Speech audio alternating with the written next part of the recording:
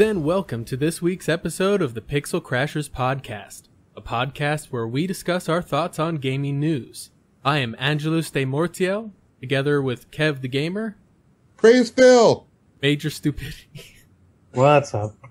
And apparently Death Shroud is back once again. As the semi-permanent fixture in the background of the show. How are you doing today, Death?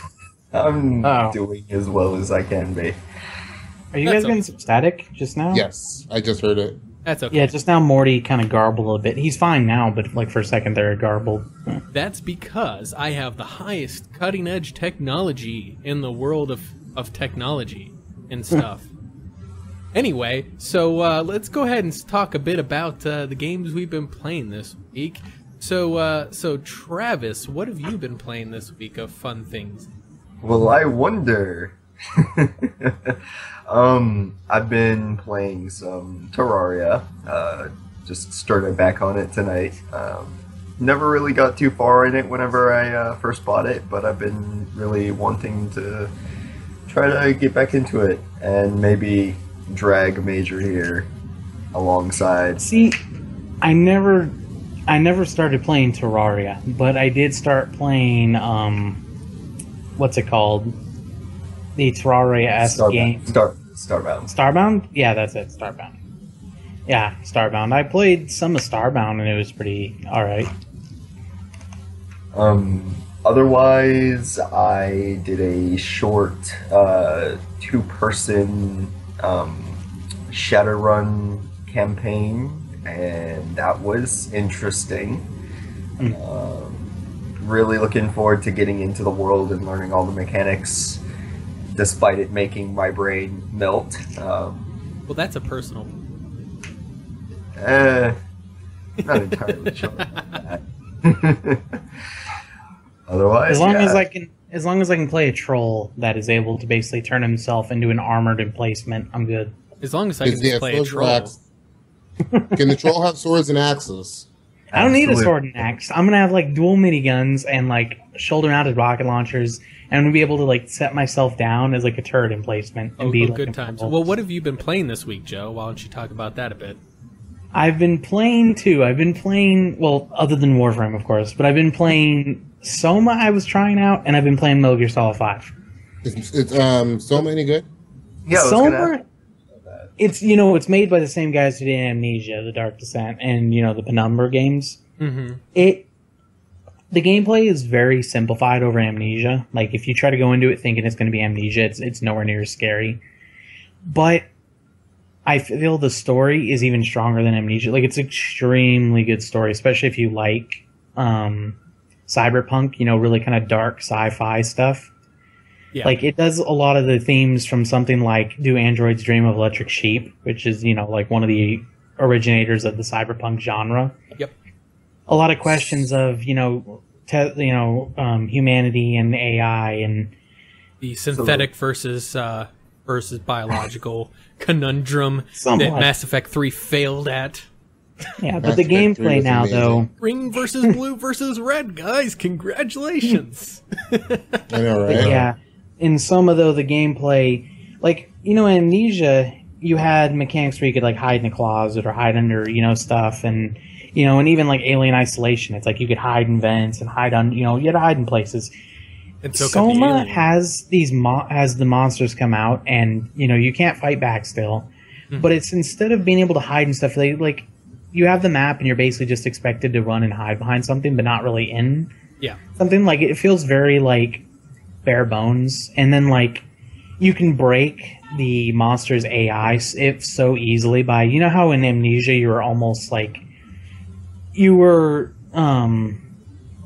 rewarded for using like the physics based the physics system to like grab objects in the environment and pile them on doors and try to block monsters' paths. And Soma, if you try that type of stuff, it doesn't work as well, and it will actually sometimes just break the AI.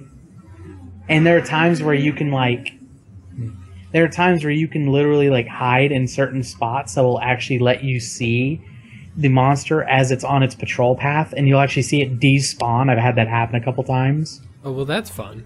And you can trap them behind a door. Like, one time I got into a test where there was a door that had, like, an open and close button next to it, and the monster's on the side of it, and I literally got stuck in a situation where we were both hitting the button over and over, locking the door in place, and, like, the moment I left the button, the door would open and he'd come in. So it was literally me sitting there for, like, a good 5-10 minutes just pressing that button to open, and he would despawn or something, and then just having to, like, run away or load a checkpoint. And... yeah, the gameplay is definitely... and, like, the puzzles are a lot simpler. You can only carry, like, the one object at a time. There's no inventory management. No resource management. Oh, that's always fun. Yeah, the gameplay is a lot more tedious, but the story is amazing. Well, it sounds a lot like Alien Isolation. Yeah, that's what I was going to say. Except for, like, the great way that they did jump scares in Alien. I really love that to death. What was the best one is a little plug in here for Team 4-Star Bridge. The Krillin Plays Alien Isolation series is amazing. Seeing Krillin from Dragon Ball Z Abridged getting repeatedly owned by an alien never gets old. But so how about the Phantom Pain? You know, with that totally. We should be ashamed of ourselves for I still haven't even liking to found look her at the yet. chicken Like, and You bikini. mean the Fulton You know what- thing? yeah, you're like I'm not even. I'm gonna ignore Quiet because I haven't even found her yet. Like, Yeah. all I know is I get to go and knock people out and then attach like a little hot, like almost like a weather balloon, like a rocket propelled weather balloon to their back, and watch them literally just rocket into the sky. You can do it and then with like a tanks. moment later, yeah, you have to unlock it though. Like, Yeah. I haven't been able to do it yet, but I've been like, I kidnap all the enemy soldiers. Like, it's like you infiltrate this outpost, and it's like time to kidnap and forcibly recruit enemy troops. It feels like enslavement. I'm just saying. Feels like? Yeah, No, it's like, it is enslavement. yeah, Big Boss is like is a slave. What do they call it? The slaver guys. You know. But I found No, out he's the just joy extraordinarily of, like, charismatic. Right. I found the joy of just giving up after stealth was failing me a few times, and I was like, fuck it, we're going loud. I go and I do my preparation stealthily. I mark all the targets, and I figure out where the power generators are and where the air raid are, and I take those out with C4. And then right as I'm blowing them up with C4, I call in the air support from the helicopter, and I let the helicopter just come in and start mowing them down while I run inside the building to go rescue the prisoner. And I was just like, yes. It's like, I don't have to do it stealthily. Like, I love stealth games, but there are times where I'm like, I want the option if I want to just say fuck it and go loud. You sound like me, which is And Metal like I Gear said, I Solid like to play. I play stealth games like Wolfenstein. Yeah, I like that it... I just like that there's the option. Like, you can do either one and you feel rewarded. Yep. You And they definitely don't force you. I like the newer stealth games are doing it though. I understand how people who like stealth games wouldn't like that. I love stealth games. Well, I mean, no, I mean like yeah, but you know, what I mean like hardcore stealth games. Like Yeah, like you look at like Siphon Filter or the early Am Fisher. Splinter Cell. How about, Splinter Cell, how about the yeah. early Thief games? Yeah. Well, the thing is that you could potentially go loud, but it just really wasn't in your favor. But yeah, the original Thief game was The very combat much. was so wonky. Yeah, it you, was- you wanted to do stealth. You really had to do stealth just because the game engine. It's not really. Yeah. Yeah. Yeah, I I'm like wondering- that it feels rewarding either way. Yep. I'm wondering if that's going to actually hurt games this console generation. I hate referring to generations as just consoles, but you know what I mean. This time around, because it seems like they're trying to make everything an open world game. Yeah. And I think stealth Yeah. games in particular are games that do not need to be open world. Yeah, they actually get hurt by it a lot. Yeah, they rely on level design. I think going open world hurt Dragon Age a little bit for Inquisition. Yeah. I think it hurt a little bit. Yeah. Well, I think the it MMO was much better when it was design linear. is- Well, the thing is that that's not what hurt Dragon Age. To be honest with you, Well, It was I mean, the I'm talking about as a single player goes. As far yeah. as the- I'm saying like the single. No, I'm talking about the single player of Dragon Age.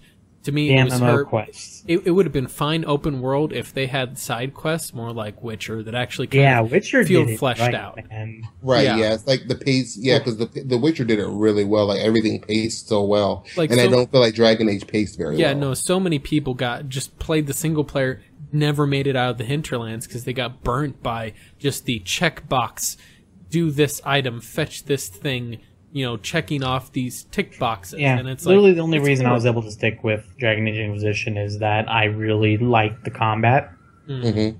Especially because archers, Dragon Age Origins, it was like you had archers that were... You could build an effective archer, and you were actually really powerful in Dragon Age 1, or in Origins, but it was so boring. Like, you were just like an auto turret. You would just set up and just watch yourself slowly launch arrows that didn't really have an impact. Yeah. And then it's like Dragon Age 2... Oh, it looks amazing now. You have you flip through the air and you launch exploding arrows and rain a rain of arrows down, but you weren't that effective. Like most of the archery tree in Dragon Age 2 was really bad. Mm-hmm. And then Dragon Age Inquisition, it's like, damn, archers are amazing now.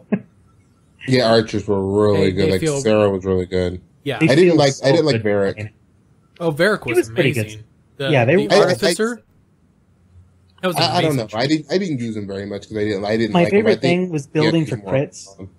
Yep. And then you'd build for crits, and then you would have that one ability that allows you to launch a chain at an enemy and then launch yourself at them. Yeah. So you could use that ability, and then as you fly at them, you would just shoot a scatter shot in their face. Yep. And you would just annihilate The them. best part is that you could do leaping shot while you were still in mid animation for kicking the person in the face with hook and tackle. So you would be That's in air, do a backflip, and shoot. then I would have evade set, so I would just roll away, and then I would keep doing that. It was so much fun. Oh yeah.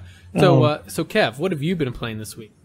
I've been playing a little bit of everything. NBA 2K, I got it. I broke down and pre-ordered it the day of. Yeah. It's my career. I don't really like how they did my career, which is my favorite mode.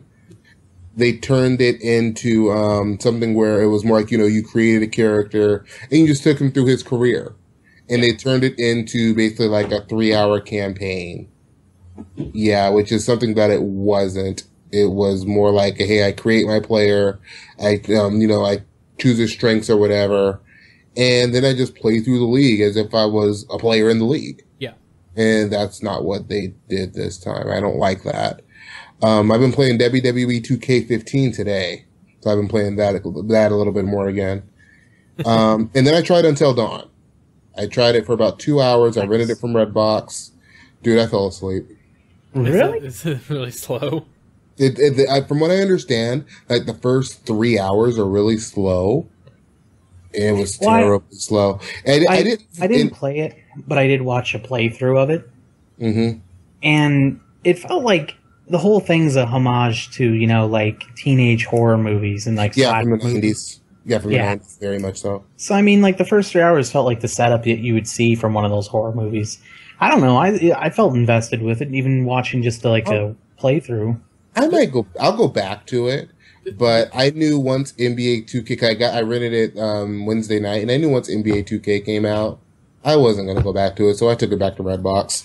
I will say, Until Dawn looked fucking great, man. No, it's fucking gorgeous. The thing is that gorgeous. That's whenever you talk about unfortunately, while I appreciate BioWare, having the choices that matter, and it is a nice theory. Unfortunately, they sometimes tie it to a very silly morality system.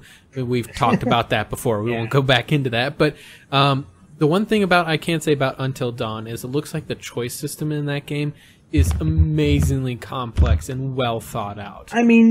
Essentially, if you really want to boil it down, you can find flowcharts that eventually kind of show you what paths. But that's not the fun.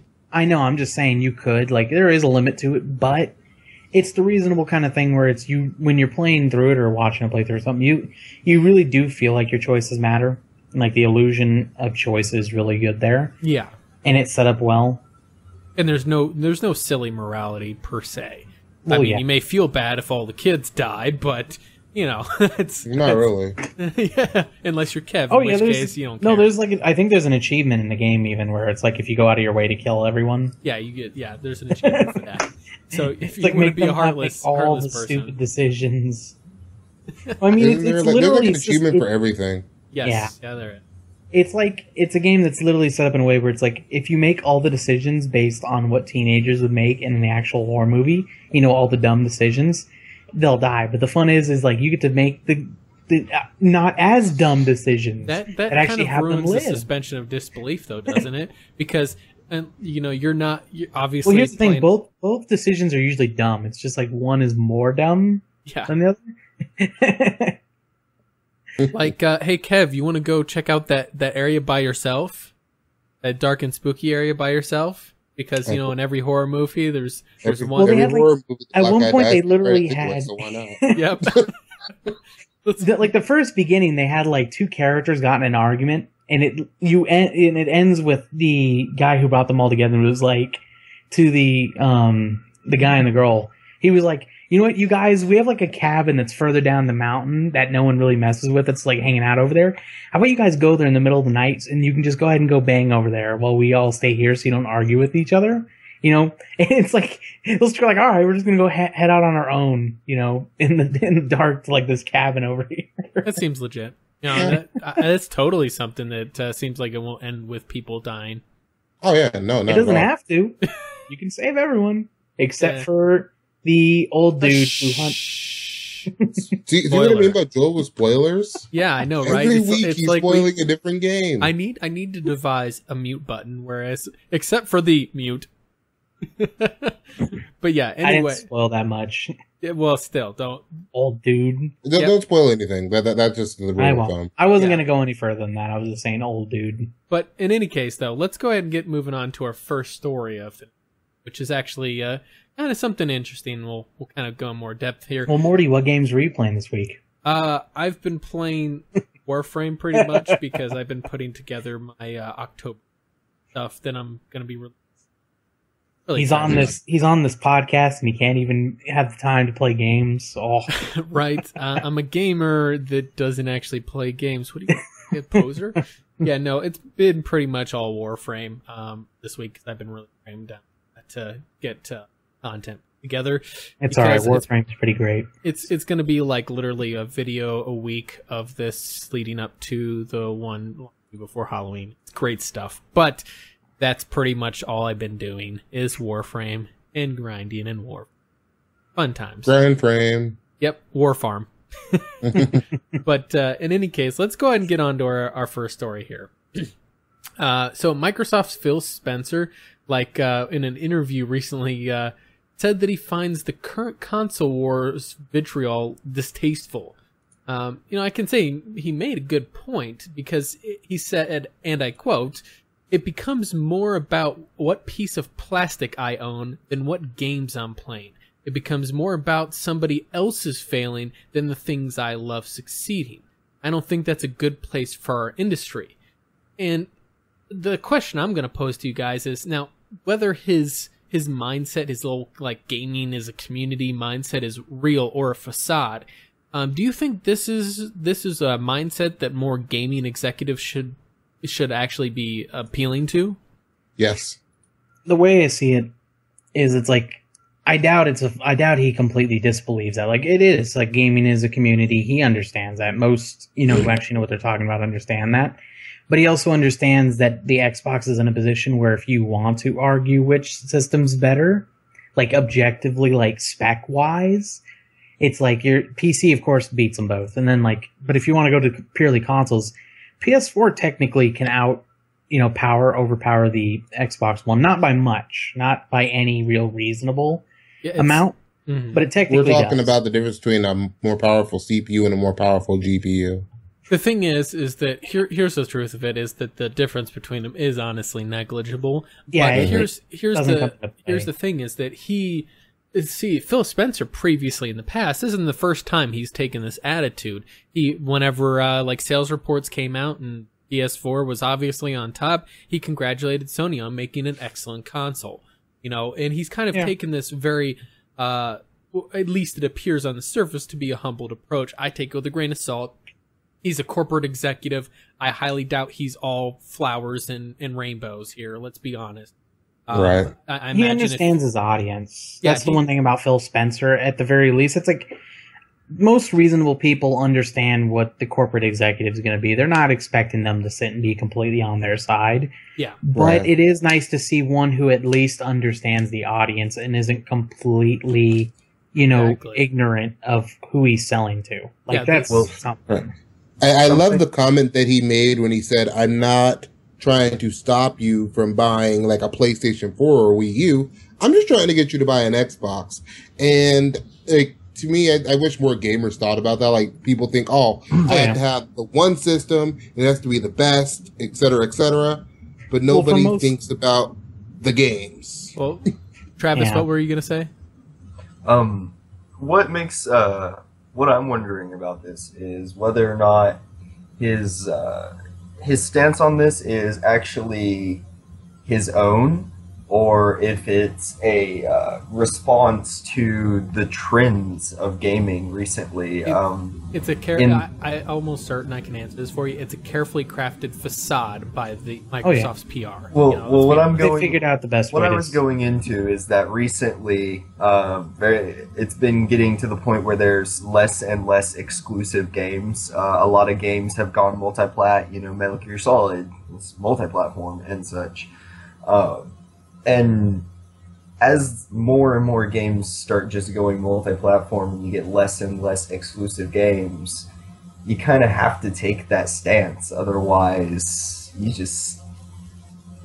look bad, right? The truth is, though, is Microsoft is actually trying to go back on that. They're trying to make more exclusives. And this is my stance on it, is that now, timed exclusives aside, because timed exclusives are retarded and nobody wins with timed exclusives. Yep. But full-out exclusives, like Uncharted or like Halo or whatever, your pure exclusives, the ones that are going to be PlayStation or are going to be Xbox.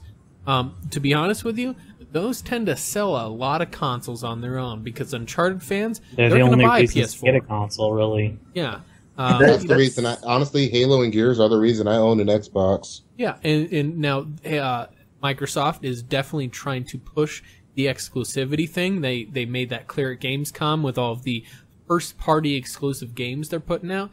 Now the catch is that exclusivity on Xbox is kind of a misnomer because almost all of the quote-unquote exclusives to Xbox also come to PC because it's Microsoft, which I'm okay with. That's fine, but if you compare just Xbox, PS4, and Wii U, obviously it's exclusive. Yeah, but I still hate that term console exclusive because it's misleading. Yeah. There's some that are console exclusive, but something that really bothers me about even console exclusives is that I don't think they really bring us better games. Like no, they don't. Exclusivity, not anymore. Exclusivity is basically something completely to the benefit of the console developers. They don't benefit. It is literally their only. It is their attempt to stay. Go ahead. Handoff. I was cutting you off. Nobody say anything. Like the game. To me, but like the publisher, the game. All right, guys, arm wrestling match. Let's go. Come on. All right, I win. I'm bigger. Settle it the usual way. Paper, scissors, rock or something. Go ahead, Shroud. What I was saying was, it doesn't help the developers. It doesn't help the publishers even. Like, they would probably have a bigger fan base and get more profit off of having it be multi-platform. So basically this is just deals between the publishers and the console makers for the benefit of the console. It's kind of silly, I find.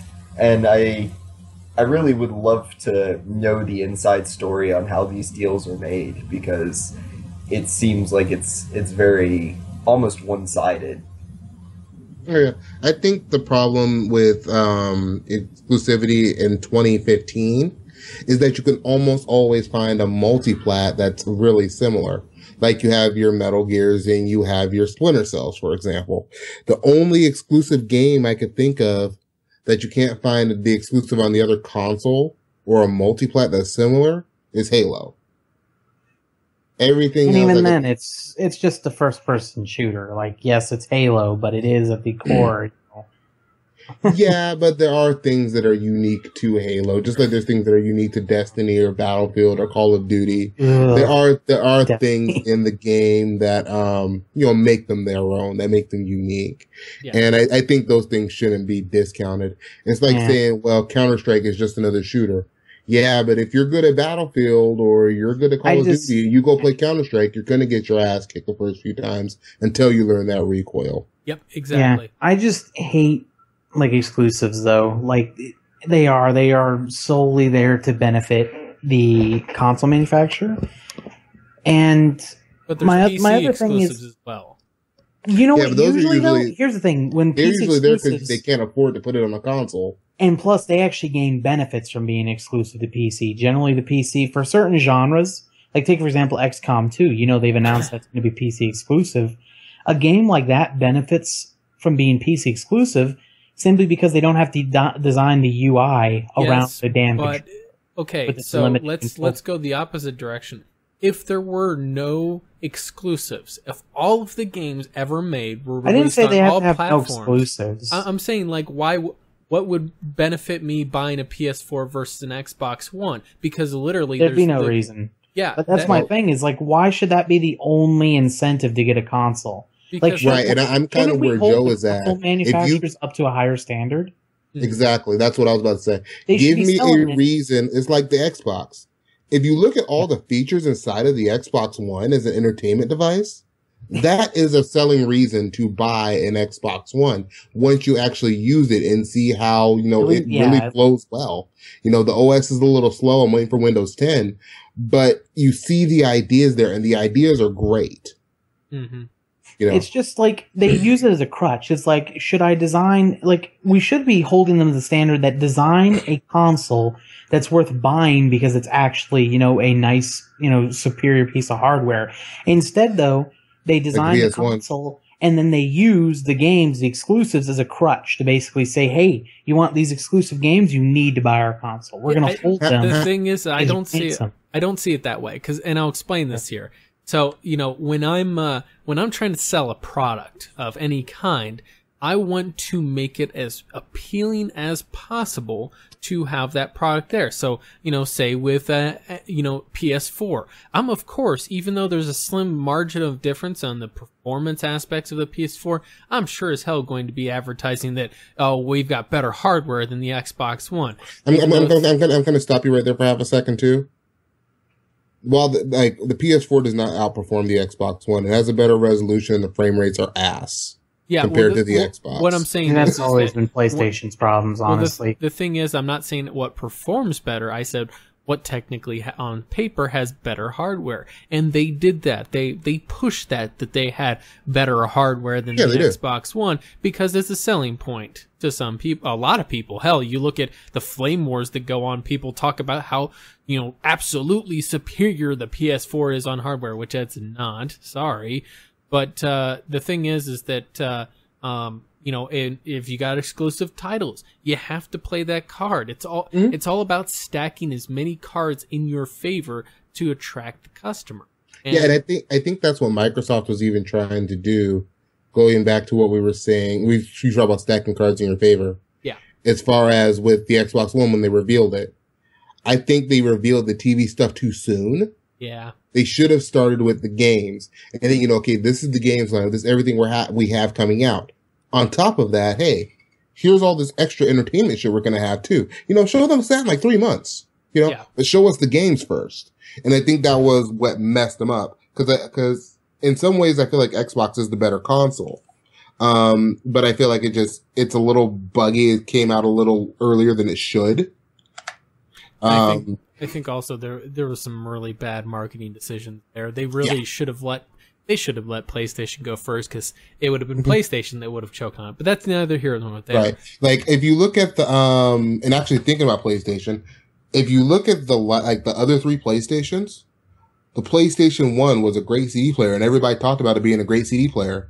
The PlayStation 2 was a great DVD player. And a lot of people bought PlayStation 3s because to this day, it is still one of the best DVD or Blu-ray players on the market. Well, whenever it launched, you could get your Philips Blu-ray. Oh, no, not.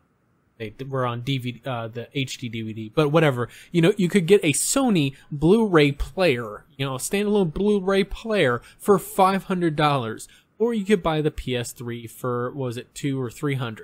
When it came out, it was like $600. It's like $200 now. No, I'm saying whenever Blu-ray players first came out, they were tremendously Blu-ray more technology expensive. was one of the main reasons why the PlayStation 3 was so expensive, right? They took a really big leap in that technology, and they had to subsidize it some way. Which is the problem with the PS Vita. It's like they go too far with trying to make this amazing system, and then the average console consumer is like, that's too expensive, guys. It's like, if we're going to spend that much, why don't we just go buy a PC? I think the Vita's done, and I don't think the average console consumer is really all that interested in PCs. Well, the games are also what's killing the Vita too, because they release freaking full-featured, full-length RPGs on the Vita. Ain't nobody gonna play that shit. They put Borderlands 2 on the Vita. Yeah. Nobody got time for that. Ain't nobody. What's sad is the Vita is actually pretty great. Oh, it's amazing. Oh yeah, I would totally buy a Vita if it had something like. The best time I want to play on it. Monster Hunter, yeah, right. Yeah. Monster Hunter on PS Vita. There's nothing on the Vita I want to play. That's the Vita would have been so superior to the Nintendo DS to play Monster Hunter on. Yep. Oh yeah. But I think the real reason why the Vita is failing is less about Nintendo and more about the mobile market. Well, it's because Nintendo understands it better. Yeah, I mean mobile phones pretending to be mobile. I think Nintendo just understands the mobile market really well, like you said. Yeah. But more than anything else, I really think it's because your cell phone is a fully fledged gaming machine at this point. Yeah.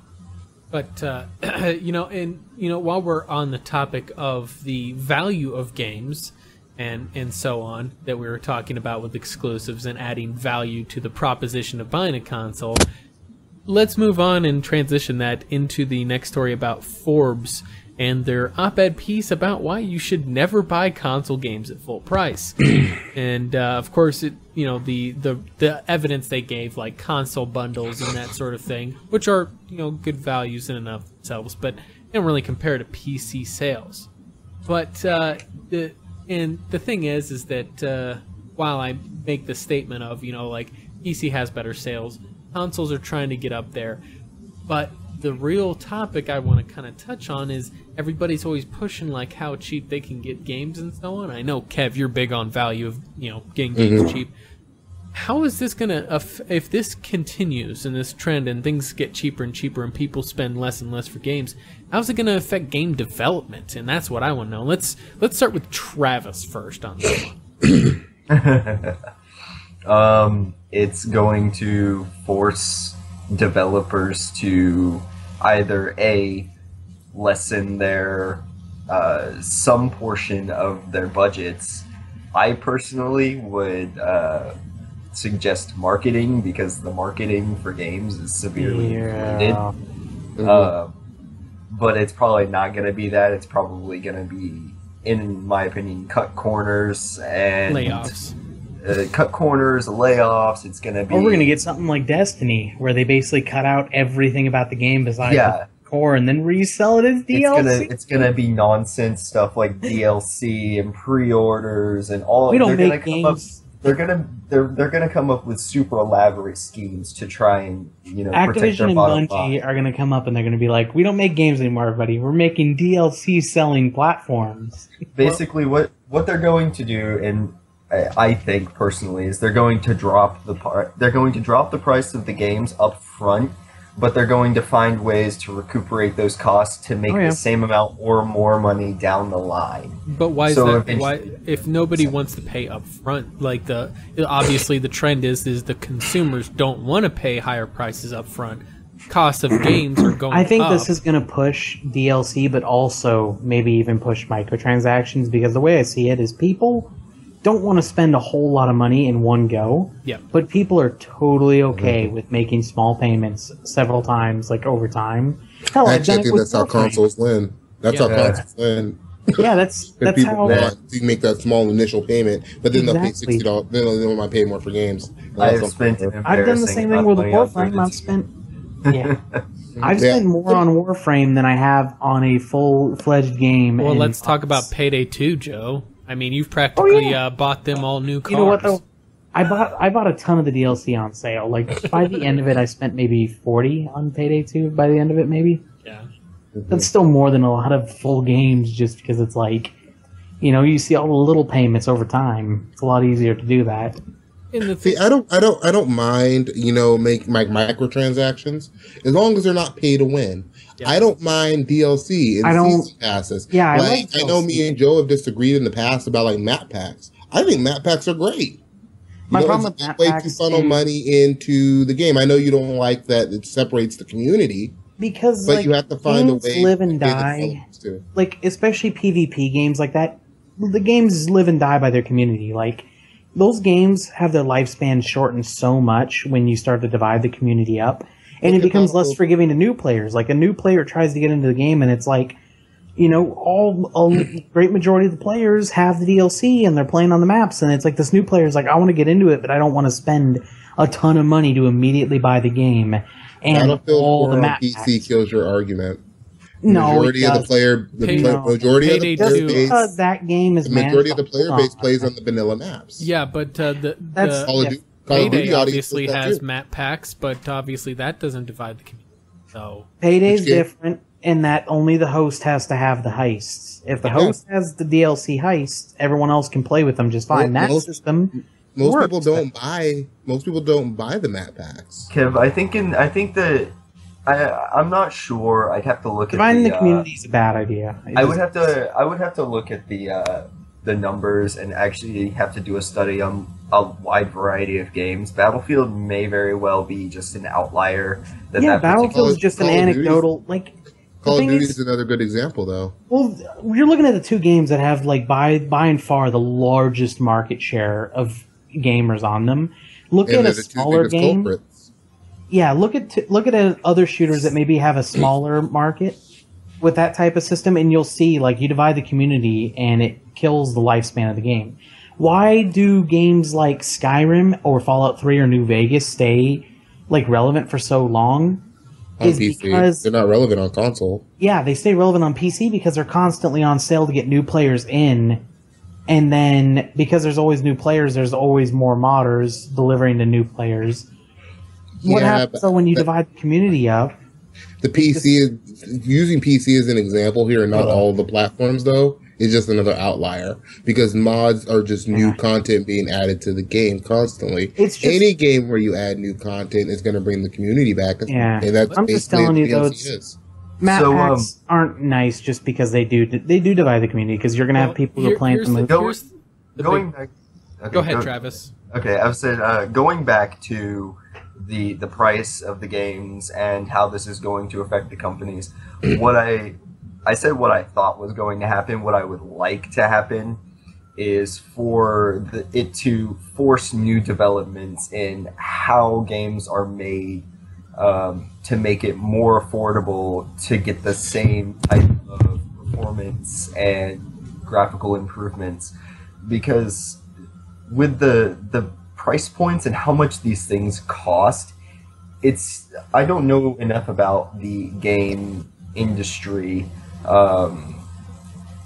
at the moment, but it feels like it's extremely inflated, the price of certain things, and you might be able to streamline development in a way that allows you to create quality games for less. I will say what it reminds me of is that like when people say they buy a lot of games on sale on Steam, oftentimes, especially at least for me, the majority of the games that I buy when they're super cheap are usually indie games that have been developed, or not even full-on indie games, but smaller scale games that were developed on a much tighter budget, so they're able to be sold at a price point of like maybe $30 or $40 instead of $60.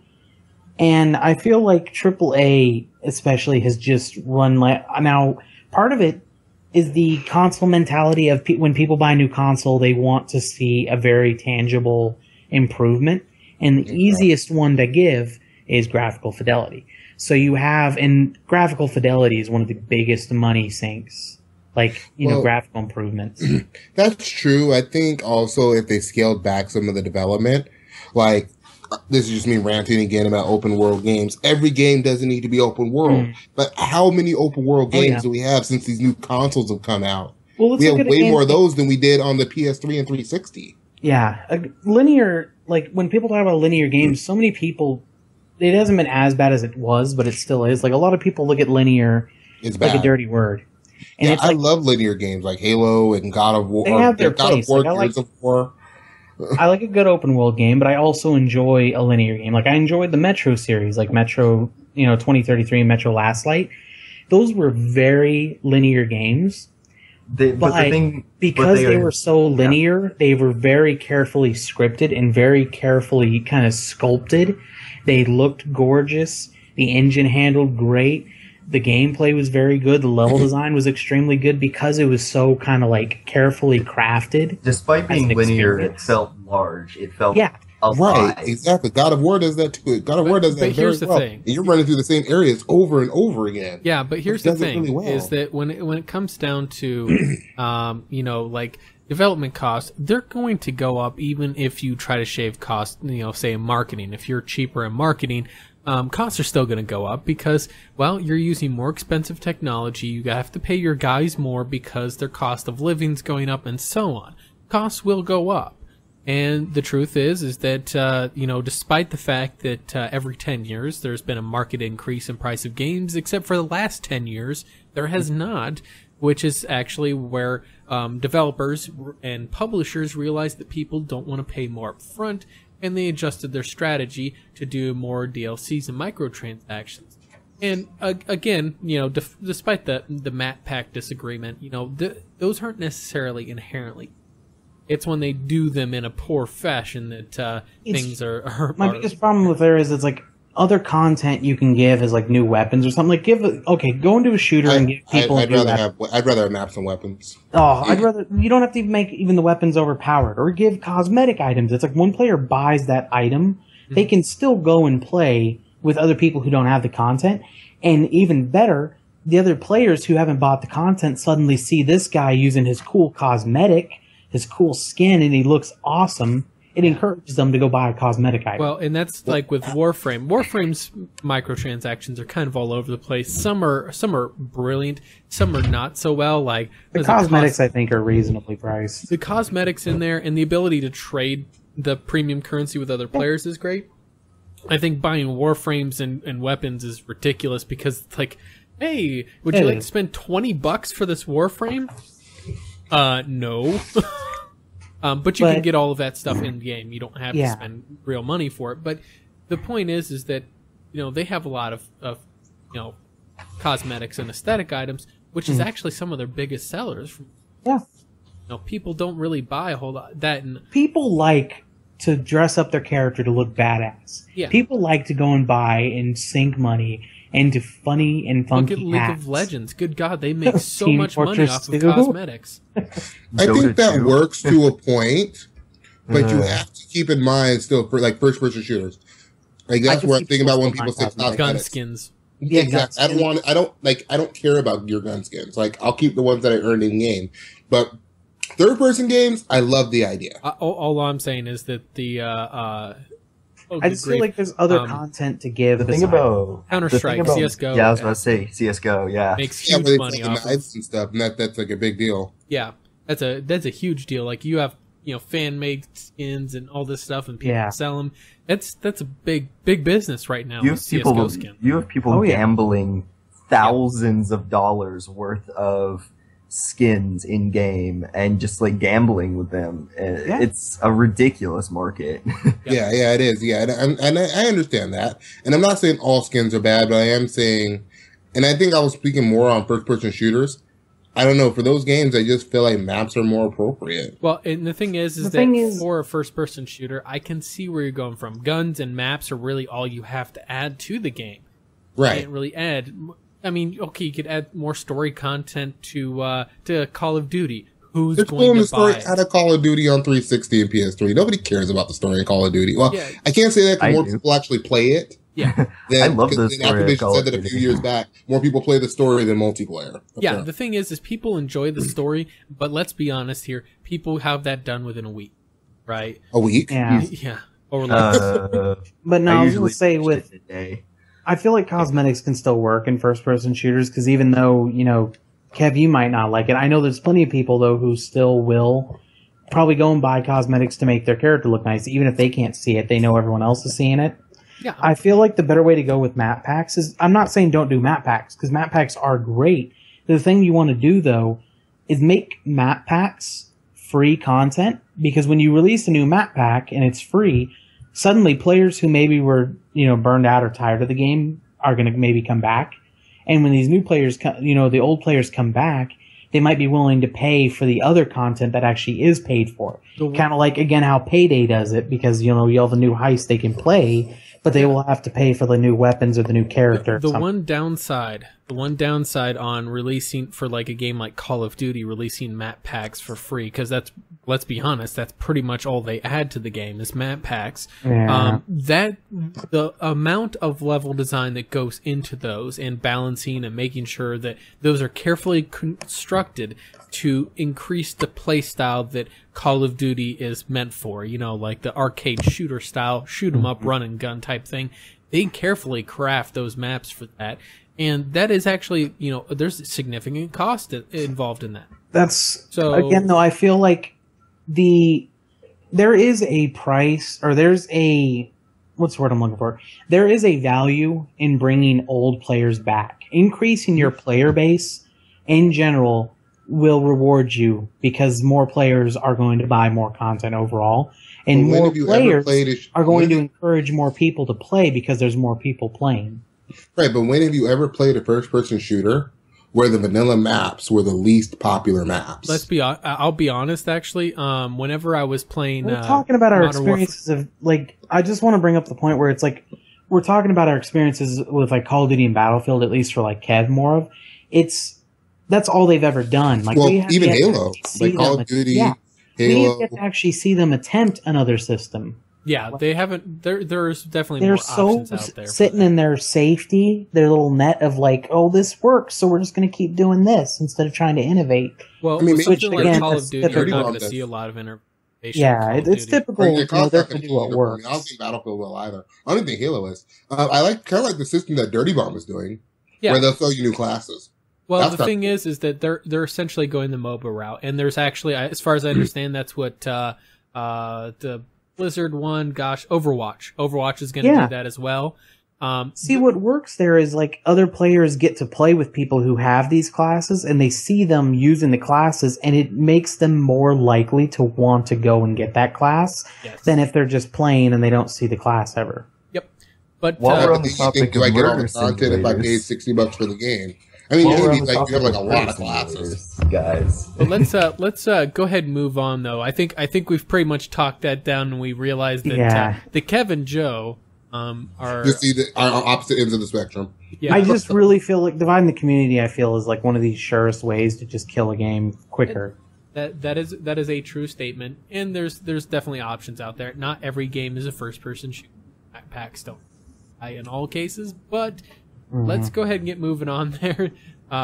You know, and let's go ahead and talk about a kind of more serious topic on here, and by serious I mean stupidity.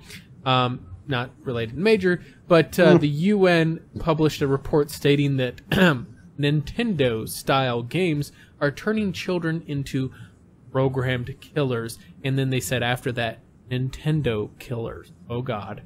Can I just bring up that a picture in the article is from a game that looks several years old? I've really got nothing on this, so Joe, you can go ahead and talk about this, and I'm just going to go beat my head on a desk for here. Seems about right. It's just, What- oh, this is Resident Evil. Comment on something that they don't understand. All right. So, usual. I mean, people do this all the time. my question for you, Morty, before you bash your brains out is: Did you? I read the article.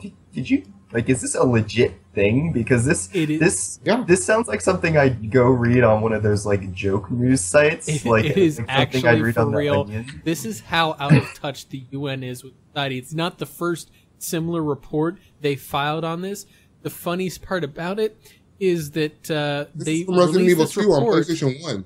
They released this report in support of a presidential candidate, and if there's nothing that you can say that will more quickly return some vitriol and stupidity, it's trying to link gaming into politics.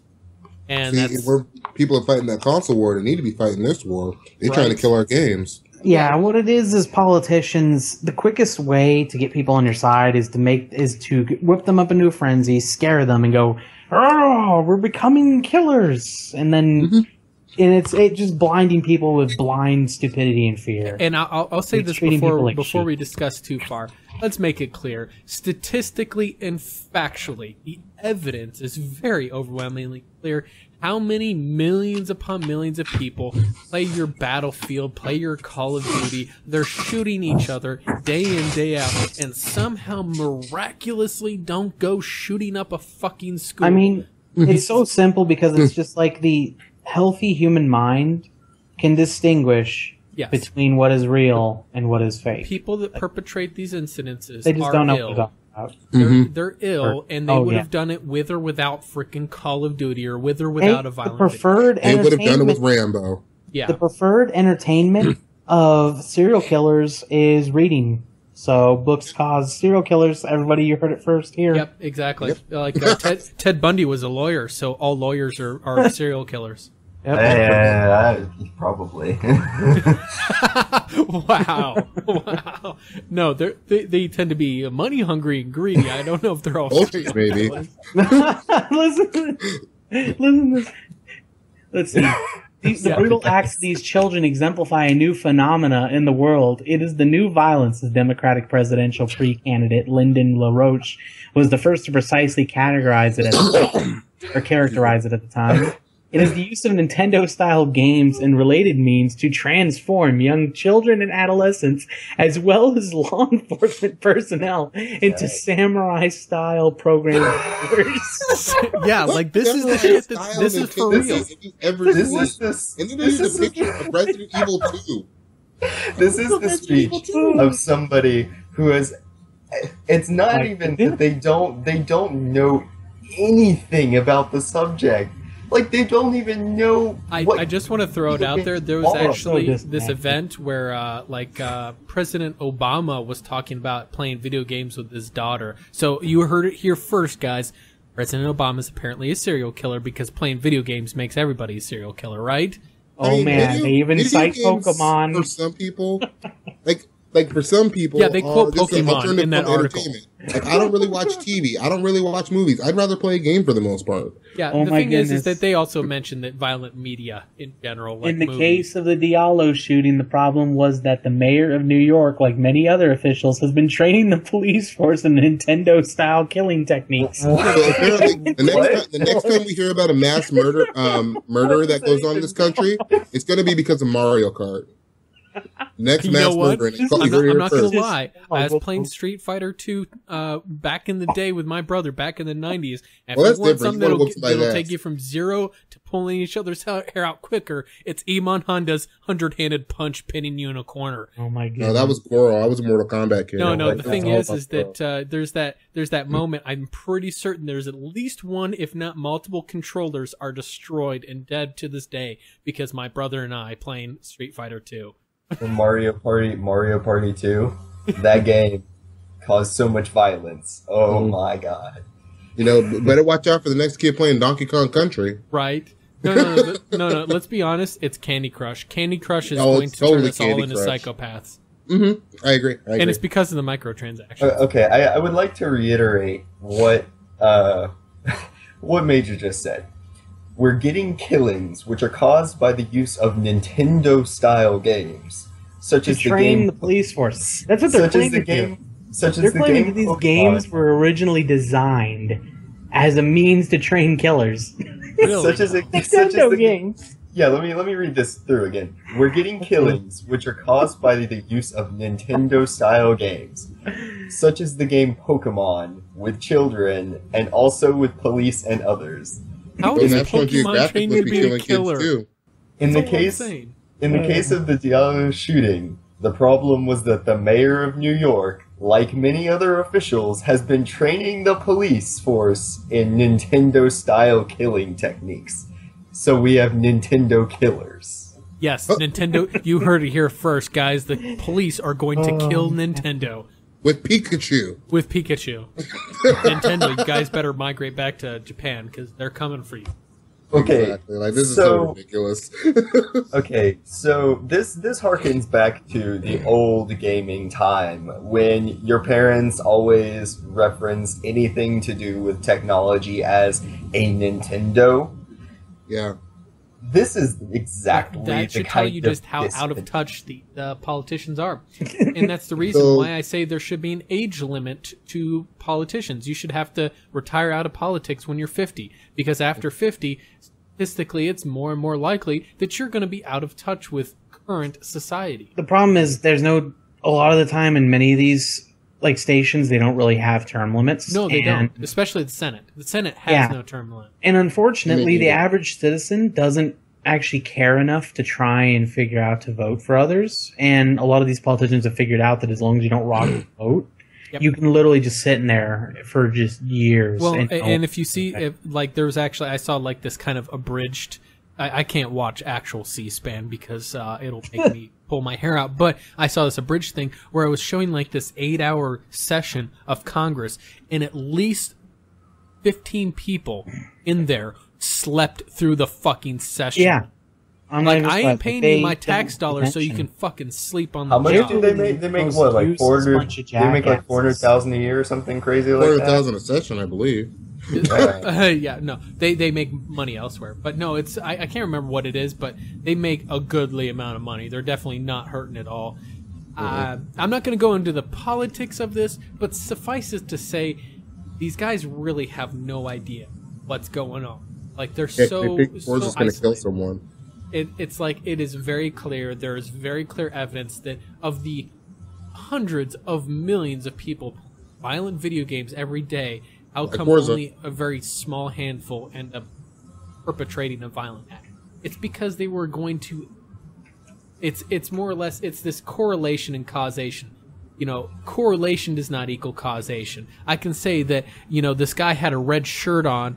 That he and killed somebody while wearing a red shirt. Therefore, all people wearing red shirts are killers. That's not how it works. You can't go A plus B equals F. Unfortunately, that's how most people see our society, and it's sad. Like, all people that are this way do this, and all people that are that way do that. Well, and everybody hates women and all this other shit. There's a natural. And we're going to kind of close up here because obviously we can rant on forever about this topic because it's so silly. But the truth is that people in general want to categorize things. It makes it easier for their brain to process. I mean, they're stupid. I don't have to try and understand someone. I can just label them as a. What were you guys talking about? The Men in Black, thing. A person is an intelligent, rational, being, whereas people are dumb, stupid, panicky. Yeah. that's the way it is. But let's go ahead and get moving on to something that's a little bit less ranty. So our kind of evergreen topic this week that we're going to talk about is PC gaming myth. Wait, before we go there, we did have one little mention on here before we get on to that one. The 980. Yeah, we're going to talk about the 980 in a laptop and how salty Kev is that his 970 in his desktop is being smoked by a laptop. Yeah, it is, but I still have the most powerful laptop, or most powerful desktop here, so it's okay. Yeah. All of our desktops are being smoked by this laptop. Yep. But that's let's I've just got mention some questions for you guys about that. Like, how much of a premium are you paying for this laptop? Because this sounds like expensive. No, it's actually not that more expensive because here's the thing: is that this is essentially your logical progression on here. Previously, there was a 980M, which, if like Kev was talking about on there before with me about the misconception of their nomenclatures in graphics cards, the GPUs were not actually they they never fit. Like a 980M is like the equivalent of like a 960 and a half, somewhere between the 960 and the 970. So it's significantly less powerful than a 980. But people see 980, and like Kev was saying, he saw a game and said, minimum requirements is X graphics card, you know? Right, yeah, I was going to tell my story about that. Yeah, go ahead, actually, if you... And I've told people the story, when I got into PC gaming, I had a laptop that it had an i7 in it, obviously. And it had AMD Radeon 8350 in it. And I think it was Call of Duty Ghosts I was trying to play, that was the minimum spec at 8350. So, okay, you know, and I'm still really new. I'm just testing the waters, you know, with PC gaming, whatever. And it could barely run the thing. Like, half the time it would crash. Now, of course, COD Ghosts on PC had its own issues anyway. But when I went and tried to talk to... actually, I'm looking at the stats now. Actually, my 8350 is actually beyond it. But when I went to talk to Activision support about it, they said because it's an M, we don't support it. Now, me, I was still new. I'm still green. I didn't understand, you know, how the different graphics cards, you know, how they're named or numbered or whatever. So I was like, so you don't support laptops? Because that's how it came off. Because, you know, he's like, because it was the 8350M versus the 8350, and I thought they were the same thing. You know, doing some research now, you know, 2 years later, I'm smarter. I know a bit more.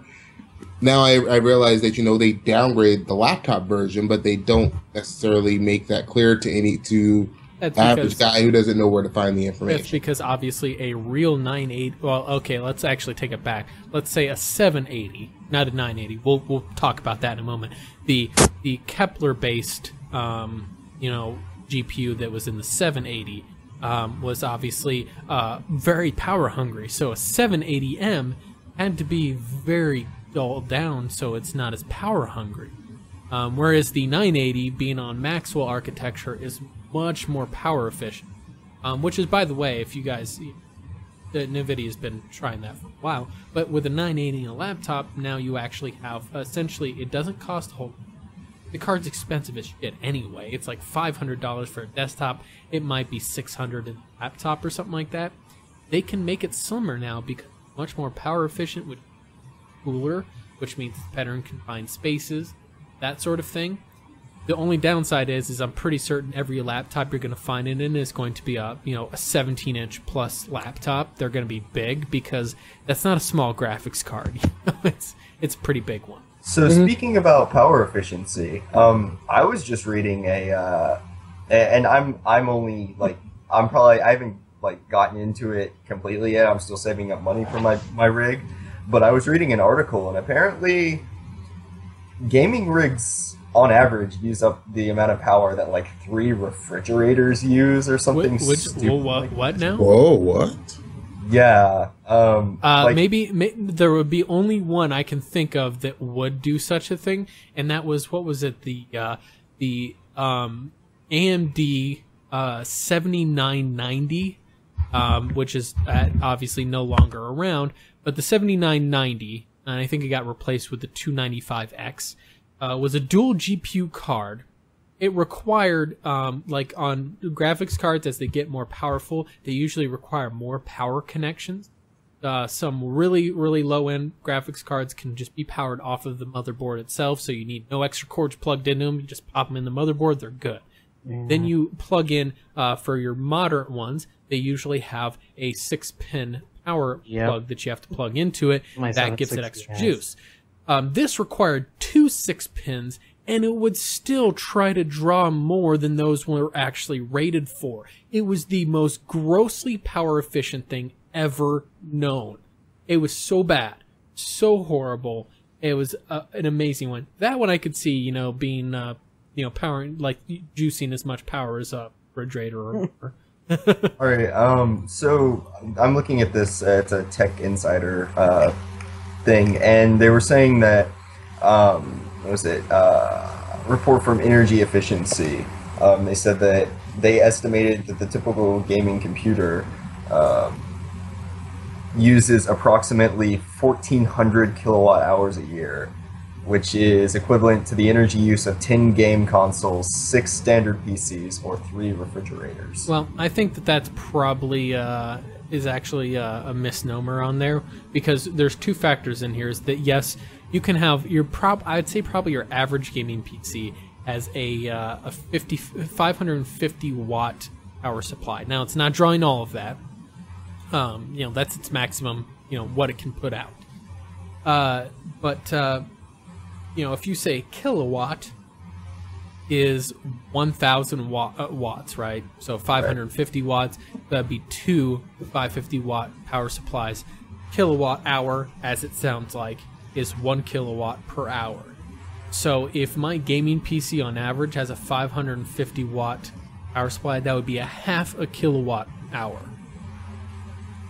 So I think that's a bit of a misnomer on there. Now, if I had some monster machine running an Intel, was it the 5960X, hexacore monster that's super power hungry, I had myself a Titan, Titan X or whatever, or is whatever top of the line or card. 3 Titan X's. Yeah, something ridiculous like that. And I have a 1,500 watt power supply in there, just like this monster thing, lights everywhere, as power inefficient as possible.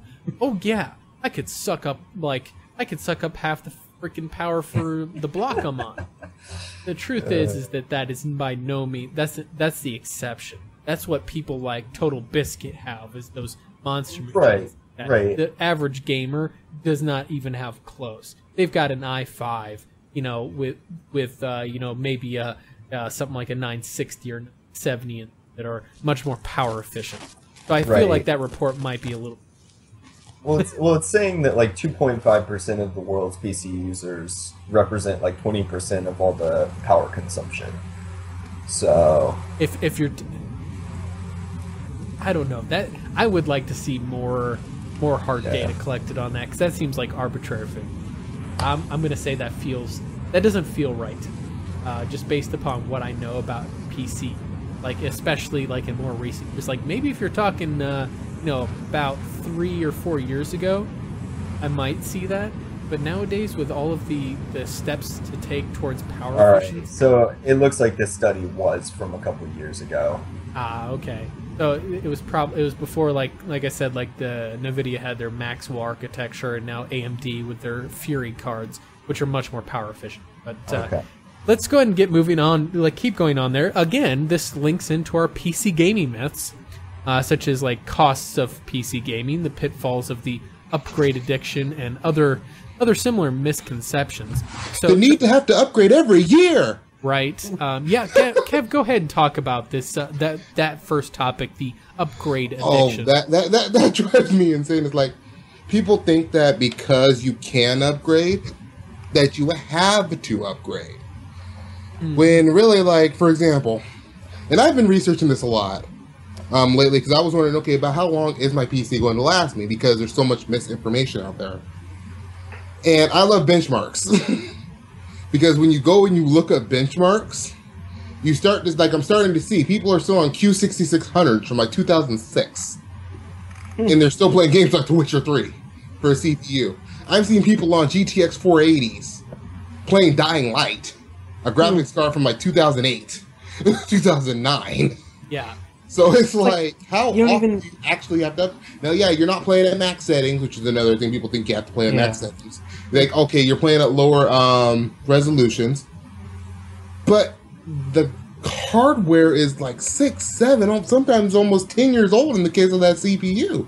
So it's like, so how often do you have to upgrade?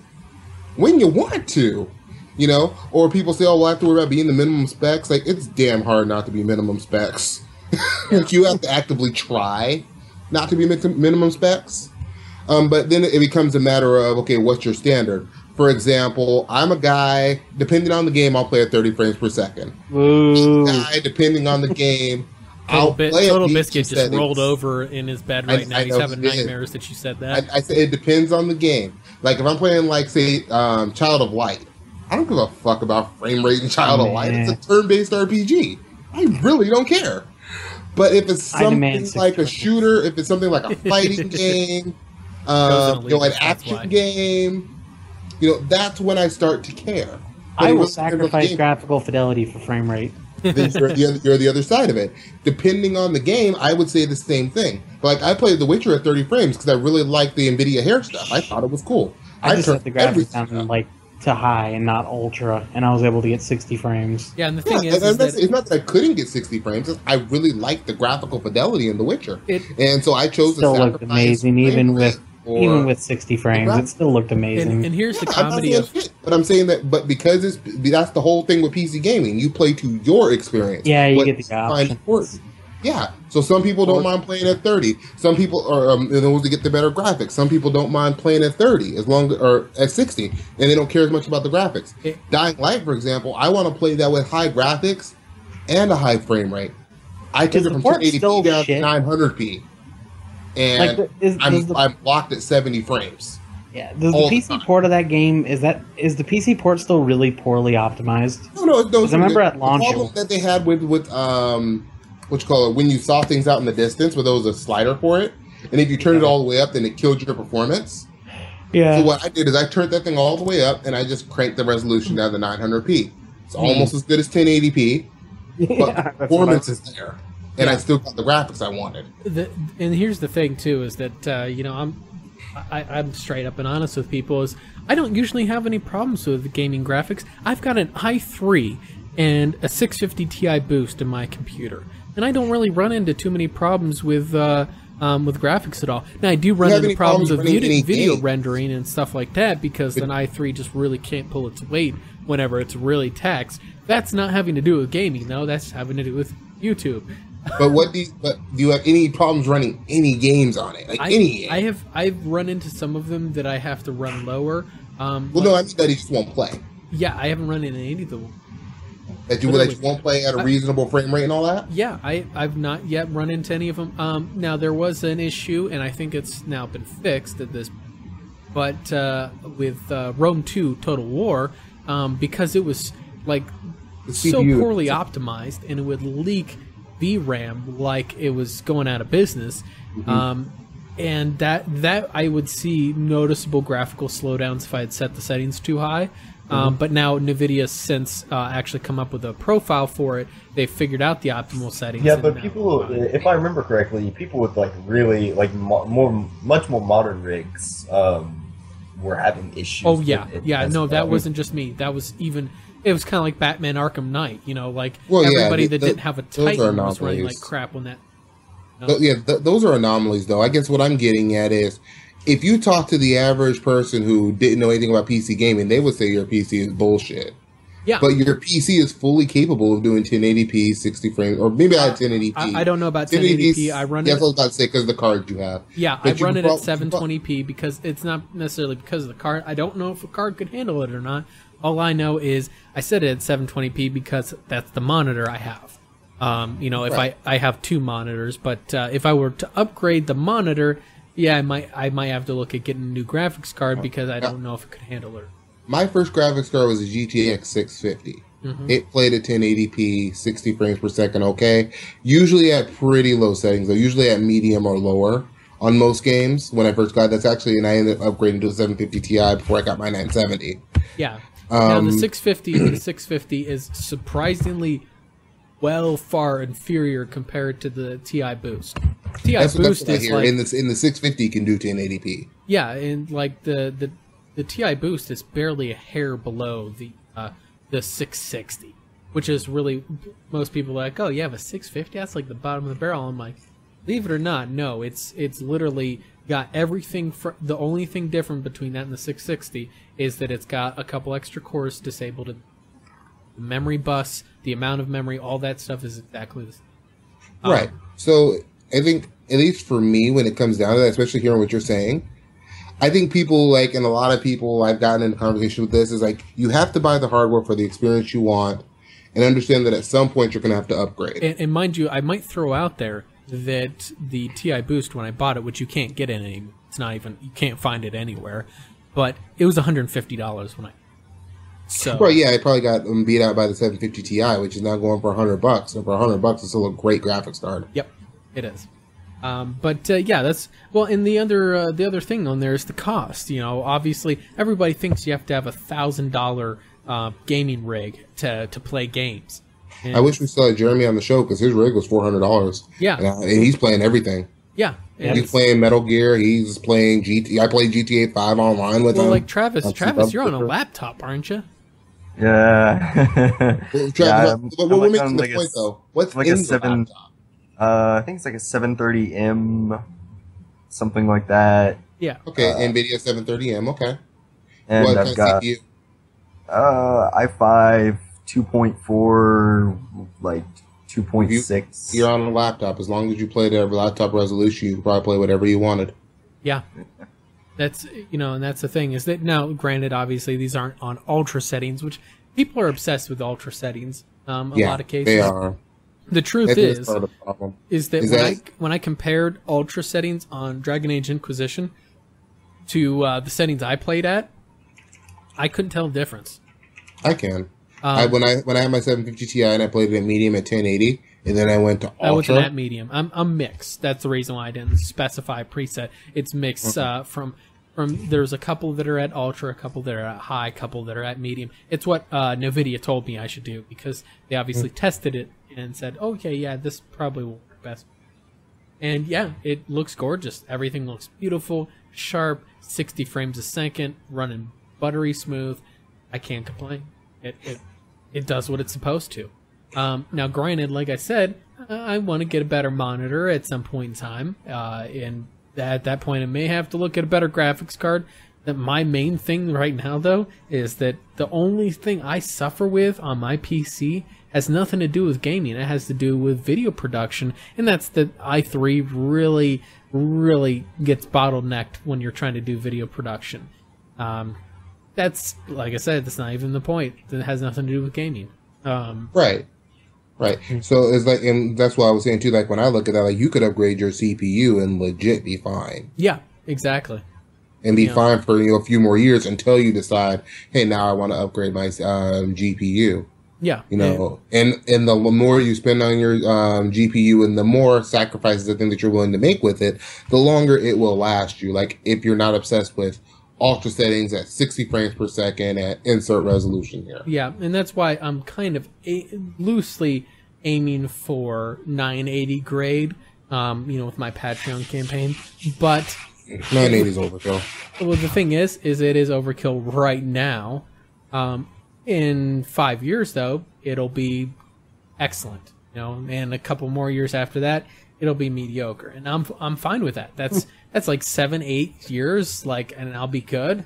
Like, you think you're going to be on a 980 for 8 years? I think I could see a 980 needing to be upgraded. It'll probably last about 5. That's the thing. That's the thing. Sacrifices they're willing to make.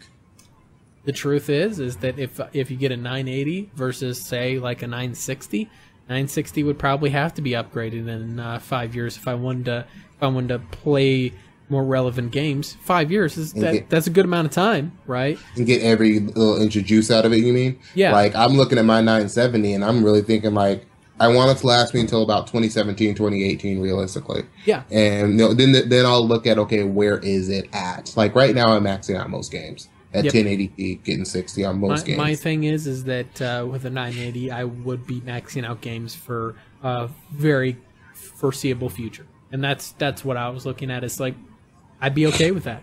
Well, I look at like the 680. The 680 isn't maxing out everything anymore. It's like a 3-year-old card. It's not maxing out everything. Yeah, but if you look at the 780, not the TI, mind you. The TI is still a beast. Yeah, no, just the plain old 780 is still maxing out most games.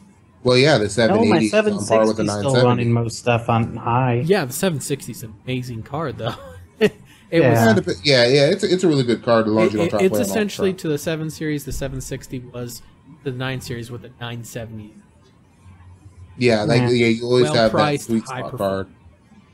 Yep. It's that sweet. But yeah, I don't know. Like the main thing is I hear a lot of people obviously bitch about the cost. You have to have $1,000 machine. I'll be straight up. I spent $600 on mine. $600 because I waited for prices. That's another thing that you can't really get with a console. I got my CPU for $125. It's one of the top of the line Haswell i3 processor. How old is your system? It's at this point probably 2-3 years. Yeah. And so you got to realize the costs have come down on a lot of that more recently. Right, so you could get a way better machine than what you have now for $600. Exactly, and that's the thing, and you know that's also counting in there some added costs in there, such as the Logitech G13. No, I'm sorry. I don't get me wrong. When it comes to GPUs, I see even on the board across the board AMD versus nVidia. They both have their benefits. They both have their detractors and so on. But when it comes to CPU, for the price, can't beat it. They are superior in almost every way. I agree mostly, but with the exception of one thing. If you have very specific multi-core utilization applications, and you have the FX, what was it, the 8-core FX, I can't remember which one it is. Like the 8250, I think it is. Something like that, but it's an 8-core processor, and you have an application that you're using that uses all 8 cores, cool. But otherwise, Intel is going to do better. I'm curious to see what DX12 is going to do for AMD, because I'm understanding that it's going to use those individual cores. Like my next build, I'm really strongly considering AMD, at least on the CPU. I don't have a problem. Like I have Intel now. I have no problems with AMD. If I can get the performance I want out of it, it doesn't have to be the best performance. It has to be the performance I need. And the truth is that's one of the reasons why I was one of my other selections for a GPU upgrading was the 390X, and that was what you're saying with the DX12. Intel shouldn't be a problem, but the main one I'm concerned about is nVidia, because of the whole thing with Maxwell. May or may not be actually ready for DX12. It may have some severe hardware gimping that it's not ready for it. It actually cannot be upgraded to be ready for it ever. Well, my understanding was that it's ready for DX12, but not DX12.1. Is that not true? I have no idea, honestly. I can't say. Okay. It may or may not be. But what I do know is that it's. I am definitely concerned about that. So I don't. Anyway, I'm staying tuned, and I'm staying on my 970 until I don't need it anymore. Yeah, that's the way I look at it. But anyway, though, I think we've talked about this enough. Let's go ahead and give our closing statements here, and then we'll call it a night here. Travis, go ahead. Yeah, builds and stuff. I got a lot to think about. Travis, what are you putting in your build?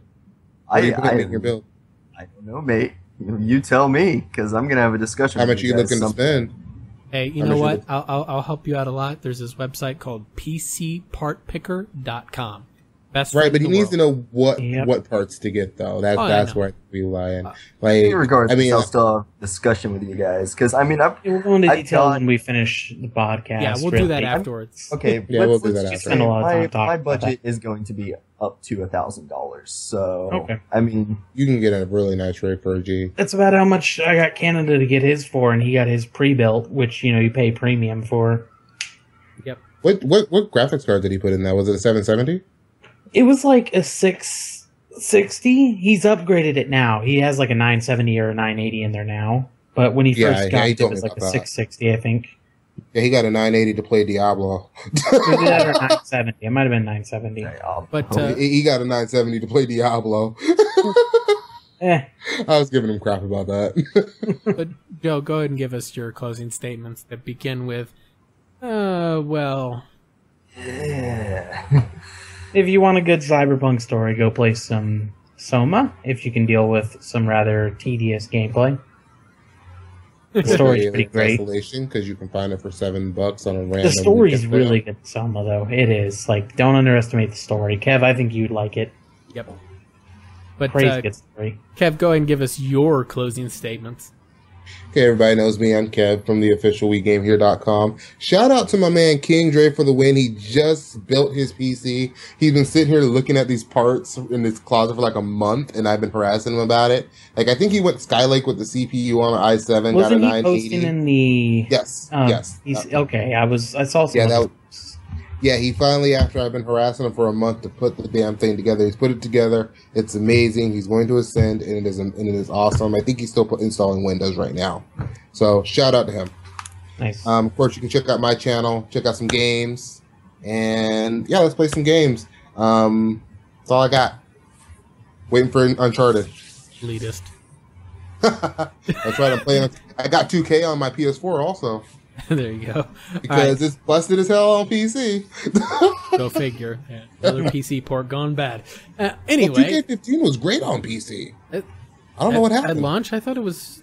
No. You're thinking of Mortal Kombat. Mortal Kombat had the install issues. Yeah, but the game itself was actually fine on PC. Okay. But anyway, as you guys all know me, I'm Angelus de Mortiel, Mortiel. If you're watching on Kev's channel, why are you watching on? Because Kev is amazing. Anyway, no, I'm just kidding. In any case, though, definitely come check out my channel there. I've got some exciting stuff planned here for October. If you're a Warframe fan, definitely check that out. You can also find me on Twitter and Facebook under the same name. Also, we're very happy to this been our first live broadcast for the few of you that joined in here. We're going to be doing more of that in the future. Not sure if we're going to stay on YouTube or if we're going to go to Twitch. We'll hash that out in the future. But definitely some exciting things coming here in October, guys. Our next show is going to be very special, so definitely check that out. We'll have an extra special guest here. So once again, though, if you guys enjoyed the show, definitely leave us comments on our channels, like those, share them with other people, get the word out there about the Pixel Crashers and how amazing we are. And we will see you all next week on the Pixel Crashers podcast.